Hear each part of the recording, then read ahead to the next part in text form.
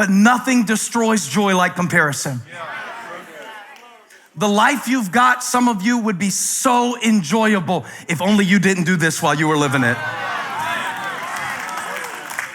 If only you didn't do this. I mean, it's hurting my neck just to do it, to illustrate to you. Imagine what it's doing to your soul. You can't have joy that way. It is destroying your joy. You're praying for more joy, and yet you are destroying the joy God has given you, the joy of your salvation, the joy of your calling, the joy of your assignment. God, give me more joy. Well, it's a decision not to have joy. That's the worst way to get joy. The decision of what I'm gonna focus on. And I can't get it like this. And I definitely can't get it like this. Looking at what's behind me. I can't look back. Remember when God called Moses at the burning bush and he said his name? He said, I am, not I was. Remember he said, I am, not I will be. There's something to that. There's something to that. It's echoed by David in Psalm 16. He says, in your presence is the fullness of joy. Presence. Everybody say that word, presence. The gift of joy is found in presence. But that doesn't mean in church. That's not what it means to say in God's presence is the fullness of joy, because God would never limit his presence to a building. It doesn't mean when you're doing everything right, then you're gonna feel happy, because God is not going to reward you based on behavior. That's not the good news of the gospel. The gospel is for sinners. The gospel is for the weak. The gospel is for the lame. The gospel is for the broken. The gospel is for those who feel ashamed. That's not what it means. In your presence is fullness of joy. That means joy can only really come to my life when I am focused on what God is doing in this moment. And I cannot focus on what God is doing in this moment in my life if I'm consumed with what he's doing in somebody else's, or if I'm still in regret and bitterness about what happened 3 years ago, or 3 months ago, or even 3 minutes ago. A lot of our lack of joy is really not about possession, it's about position. What I mean is this: he set joy before him. It's not a question of God's presence. His presence is everywhere. It's not a question of God's presence. You don't have to ask him to be with you. He already is. It's not about God's presence. It's about yours. Are you present in this moment? Are you present in this trial? Are you present in this worship service? Well, if you are, give him praise for a second.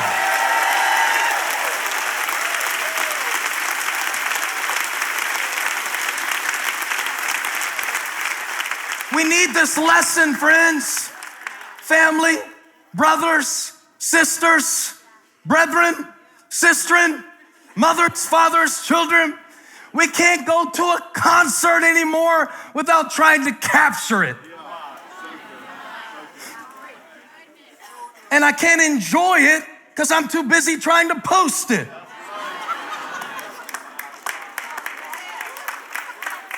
Kids do something cute, capture it. Well, you can, but you're also gonna kill it. There is no quicker way to kill your kid's cuteness than trying to capture it. I swear, demons come out when you start trying to capture stuff to post it. God knows your heart, and he sends something to your iPhone, I don't know, and it shoots beams into your children, and they start. Can I show you a picture real quick? I don't like to be too indulgent in these sermons, but and show my family off, but this is just a quick picture of us on vacation before Christmas. Look at that. Here's another picture. I'll show you a couple, just so you can see. I'm gonna tell you something that you wouldn't see if I put those on Instagram. Go back to the first one again, please. That one looks happy, right? And go to the other one. Can you go to the other one? That one looks sad. Let me tell you something. That's not my sad face. That's my RBF, that's my resting Bible face. That's my really blessed face. That's my focus face. That's when I was getting the sermon, Flip the Flow, at TGI Fridays, in the Miami International Airport, in the D concourse. I'm happy. The other one, put the other one up. I was so mad at Abby. That was the 17th time I tried to take a selfie of us. And I wanted to throw her in the ocean by the time it was over. Not in a playful way. See, I'm just trying to get us in this series to take it down. Start looking beneath the surface at stuff. To stop looking at the surface of stuff and to stop, discerning. I found out that you can miss joy because you're looking all around. You can miss joy because you're looking behind you. But here's the thing. You can also miss joy because you're trying to look too far ahead. It's an equal danger. And some of you, while I was preaching the part about looking around, you're like, nah, I'm good, bro. I'm like 53. I don't do that anymore. And when I was talking about looking back, you're like, yeah, I already dealt with my stuff back there. It's fine. But what you do is you look so far forward. Like I was doing the other day, driving that new car I told you about. And I can't get anywhere without a GPS. Would it embarrass you for me if I told you I was going to my mom's house in town and was following the GPS? That's how bad my sense of direction is. It's a true story.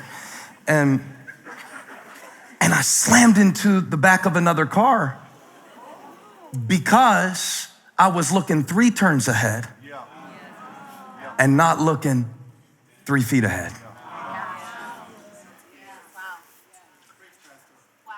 And it might be destroying your joy, not that you're like comparing or not that you're regretting, but maybe you're just trying to get so far out there.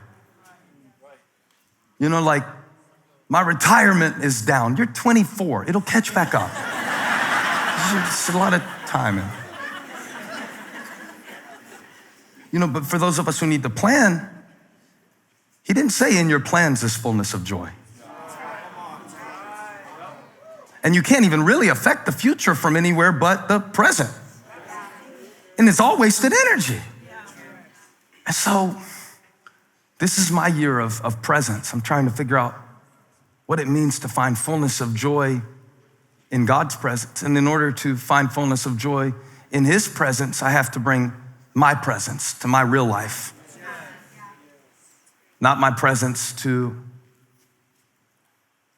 some imaginary scenario, but the real life that God has given me right now. And you know what's great about it? Let's go to Psalm 16 for just a moment, and I promise I'll start closing this. Are you enjoying this teaching today? Is this blessing your life? Touch somebody and say, this is my happy face. Because I was focused. I was happy because I was focused. The other one, I was trying to show something to the world that wasn't real. I was thinking maybe I could get some likes on this, and so I wasn't focused on what was right in front of me. But Jesus, for the joy set before him, endured. He didn't enjoy the cross. He endured the cross because of joy set before him. And now I want to give you the whole sermon, okay? Here's the sermon in a sentence. Hadn't you been preaching for 35 minutes? Yeah, but I hadn't said anything yet. Here's the sermon in a sentence. You cannot choose joy. You can only choose your priorities. And your priorities control your joy. You can't choose joy any more than you can just, you think you can choose joy. It's like trying to choose the weather. What you can choose is your priority, and your priorities will ultimately control your joy. Psalm 16, put it on the screen for me. The verse, what I start, verse 5, please. The Lord is my chosen portion. See the word chosen? It means I have decided to make God the most important thing in my life. I don't want to leave that too abstract, because what does that mean? Read the Bible first thing every morning? Maybe, but it means more than that. His will is what I want. His ways are higher than my ways. So the Lord, Yahweh, the great I am, the ever-present help in time of trouble, he is my chosen portion. I've looked at everything else that this world offers me to enjoy. And yes, I can enjoy things that aren't necessarily spiritual, but I do not need them to survive. And I will not attach my joy to a temporal pleasure anymore, because I tried that. I cheered for the Clemson Tigers when they were 3-8. And when they won the second national championship in the last few years, people were coming up to me saying, congratulations. I was like, for what?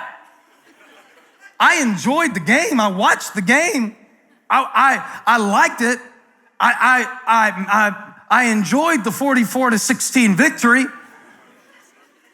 But I didn't need college boys in spandex to give me a reason to live. That is not my priority.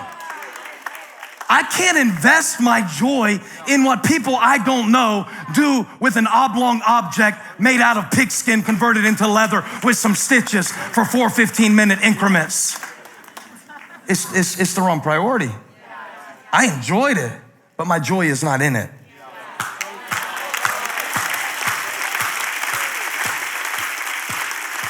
Last week, I told you something very powerful about your heart. I said, when you know where it comes from, you know how it comes out. When you know where it comes from, you know how it comes out. This is what I want to tell you this week. Where it comes from determines when it runs out.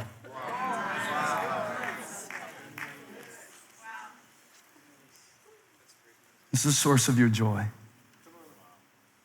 The way you can know that is, what are my priorities? The psalmist said, the Lord is my chosen portion. And here's something Jesus said that I've been thinking about all week. I've been meditating on this. He said, abide in me, my words abide in you. You bear much fruit. Sometimes you're gonna get cut on, but you'll never be cut off. If you abide in me and my words abide in you, there will be a constant flow of joy like the vine and the branches. You're gonna have what you need. The joy is going to flow from a place of your rest and trust in me, not in your own effort and not in just certain things that happen. If they happen, it's fine, but don't confuse the icing with the cake. Abide in me, my words abide in you. And then he says something in John 15:11. Please. I have told you this so that my joy may be in you and that your joy may be complete. The Lord said a lot of us are settling for partial joy. Partial joy. And we equate joy with the absence of sadness. Joy is not the absence of sadness. If it was, Jesus couldn't have had it on the cross. He said, I want my joy to be in you, but you've got to own it.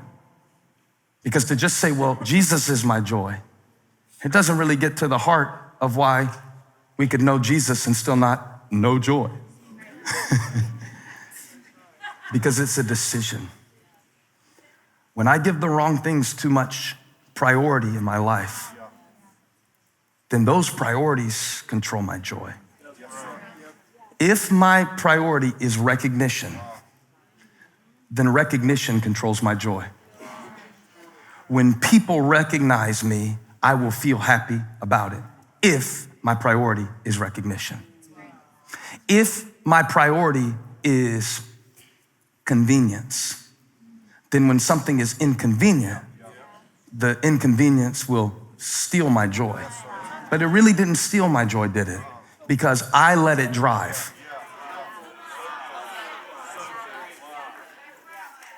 And whatever is driving the car gets to DJ. So the Lord told me in preparing this message that we've got some backseat DJs that have been controlling our joy, our feelings, our finances, our bank accounts, our status, our standing, our situations. And today, God wants you to tell some of the things in your life that have been controlling your joy from the back seat. You are not my God. You are not my vine. You are not my source, and you don't hold my joy. Joy is something deeper than how I feel about it. Joy is something deeper than what I post about. Joy is something deeper than the way it feels right now. I am setting joy before me. I'm resetting my priorities. Now, when I do that, my joy flows not from what it is, but from who God is to me. Hey, thank you for watching. Make sure you subscribe to this channel so you don't miss a single video or live stream, and share this video with a friend. And don't forget, you can join me live every Sunday. Thanks again for watching.